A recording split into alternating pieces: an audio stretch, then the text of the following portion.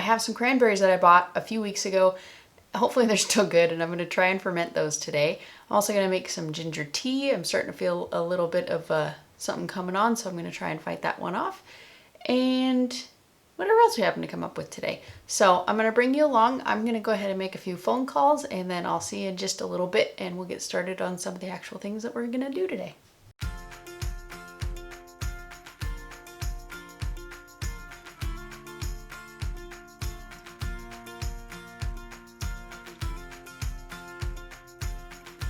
I decided that I'm going to go ahead and hold off on making the phone calls because I want some ginger tea, and it takes a couple hours for it to actually boil. So I'm going to go ahead and just get a bunch of ginger tea going, and then after that I'm going to make all my phone calls and do the boring stuff.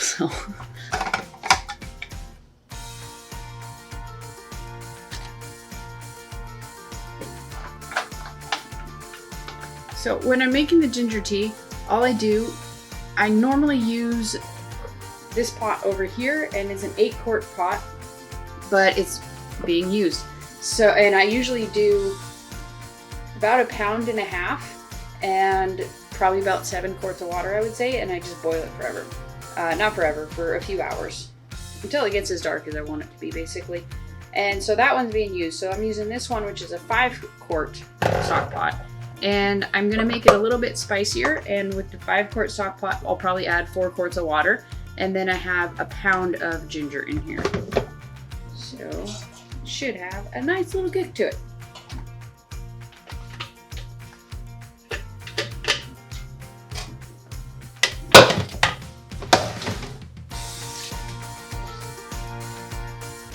So that's all there is to it. I have it set on high, and I'm just gonna bring it up to a nice simmer and turn it down to maintain a nice simmer. It's just gonna cook for a couple hours. It's like 11 o'clock right now. So we're just gonna let it cook for a couple of hours on simmering, and then it'll be done, and it'll be amazing and delicious and awesome and nice immune fighting stuff. So the next thing that I'm gonna be working on today is fermenting these cranberries. I bought these 2 or 3 weeks ago, I'm not sure. They seem to be in fair shape in there. They've just been in the fridge. So I'm just gonna rinse them off, sort through them, get rid of any of the yucky ones that are probably in there, and then just try and get them going on fermenting. Okay. So I just add the strainer, dump them in there, wash them off. I don't really know what I'm doing. I'm just kind of guessing here. So I have all the cranberries in here. I'm just gonna kind of pick through them and try and get any of the ones that just seem bad. Like this one is like super squishy and kind of white, so I'm gonna toss that one. I'm just gonna pick through it and get the ones that are obviously bad. These ones are all like raisiny. How long these have been in my fridge? I'm pleasantly surprised with how few of them are actually bad. Try something that's usually a little more effective. I'm just gonna one by one.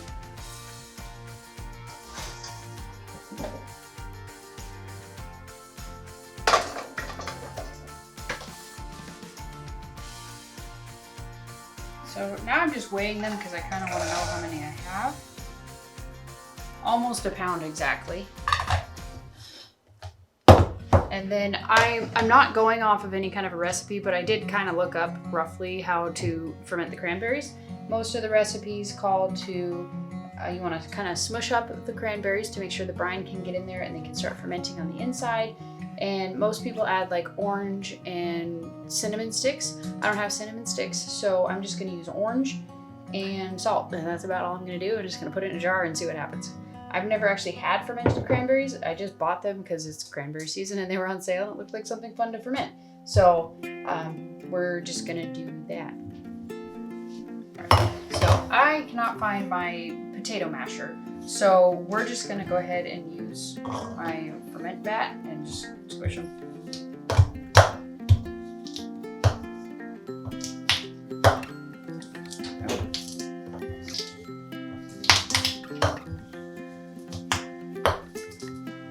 This could take a while.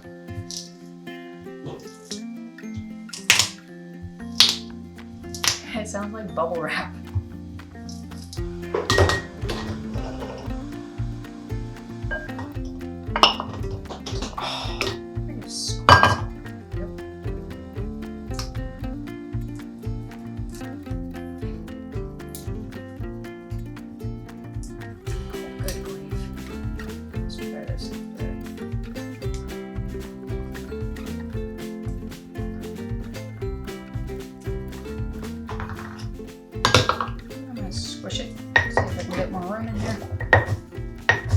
Another thing that I want to add to this is orange. So the way that I'm gonna do this is just to try and use this as the top, like the cover to put on top.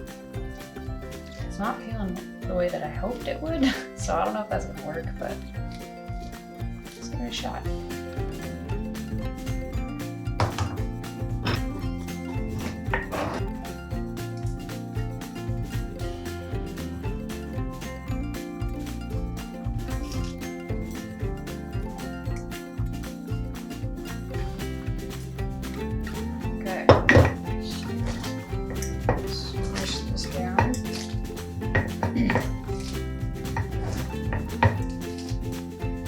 Got a pretty fair amount of liquid coming out. It's up to, when I squish it, it's up to about here.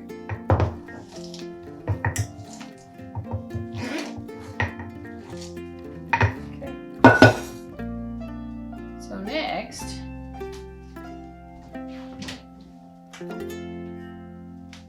the next thing I'm gonna do is make a brine. And this is a sweeter one, and one of the recipes that I saw that didn't call for any kind of a starter culture had a tape. There was no real ratios, but it did say a tablespoon in there. So it didn't say how many cranberries or anything, so I'm just kind of guessing. So then I'm just gonna melt it in some water.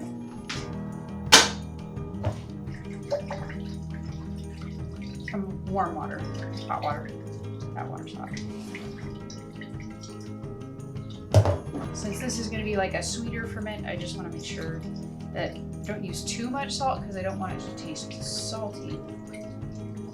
But I want to make sure that I add enough to where it will inhibit the mold growth. And then I'm also going to add some honey to it. I saw quite a few recipes that had honey in it. I don't recall ever having used honey in a ferment because I know it's antibacterial, so I don't typically use it, but a lot of people say that when you dilute the honey with water, that it makes it so that it's not an issue. So hopefully that works and I don't just waste $7 worth of cranberries. Okay, that's good enough. Add some honey to it. No idea how much. That much.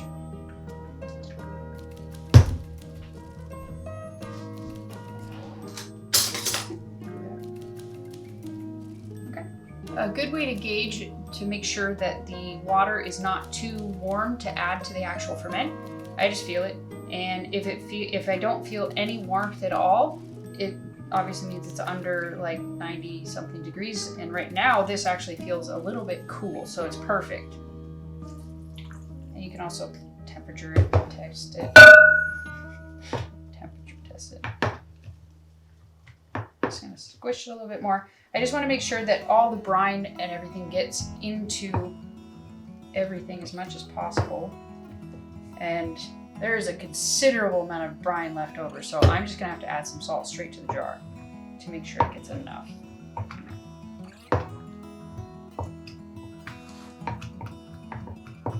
So that's good. That means I did a good job of squishing it all.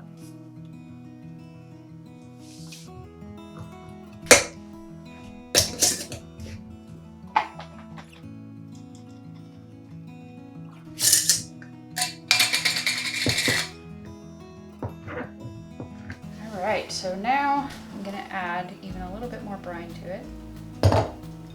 We're gonna try and kind of shape this orange peel like you would with a cabbage leaf. I have no idea if this is gonna work, but if I don't try, then I'll never know. I'll always wonder. I did this once with an onion, like the layer of an onion, and it worked great. So I'm hoping this is going to be similar.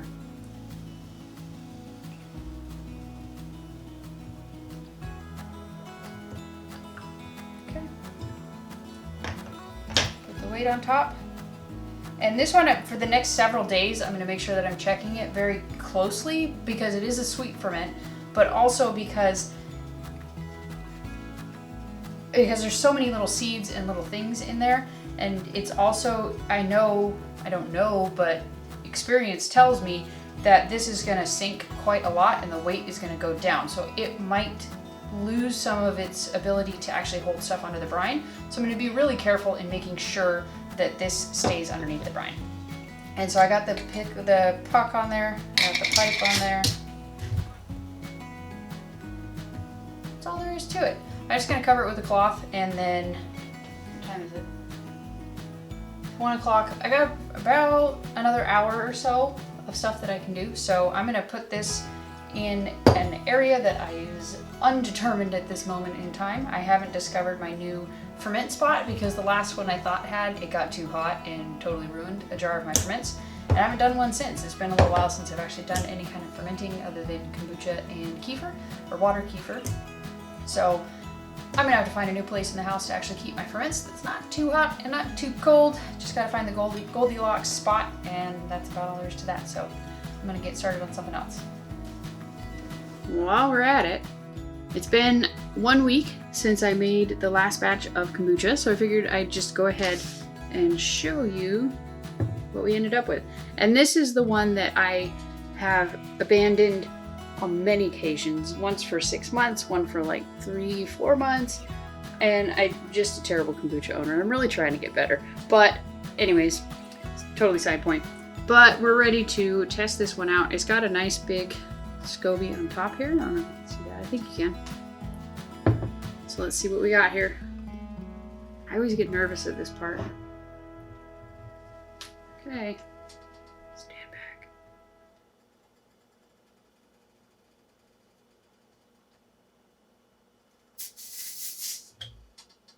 Hey, whoa,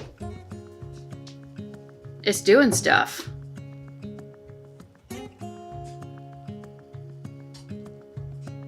So that worked. I think I'm gonna toss this one in the fridge, and I'm gonna have it in a little while with my lunch, or after my lunch really. So yeah. All right, so while my lunch is resting for a couple of minutes, I just wanted to let you know what we kind of sort of found out about logging the property. And we don't need to, but we're probably gonna go ahead and get a survey done on it. I have been trying to figure out roughly how much that's going to be, but I haven't been able to yet. But apparently we can do just an agreement between neighbors, like kind of flag the borders and things like that. We're not planning on logging right up to the border, so that shouldn't be much of an issue. We're hoping to kind of do like 2 acres kind of in the center of the property. We're not sure exactly what we're going to do with that, but we'll see. So, and we found out if there's no issues with it at all, it could take between 6 and 8 weeks. And then if there are issues, it could take anywhere between 3 to, like, I think he said 3 to 5 months. So that could really be a huge bummer. So I'm really hoping that there won't be any issues with that.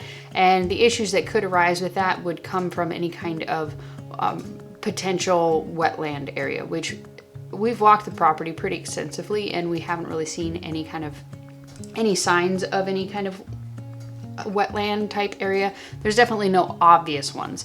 So hopefully we should be pretty safe and sound with that one.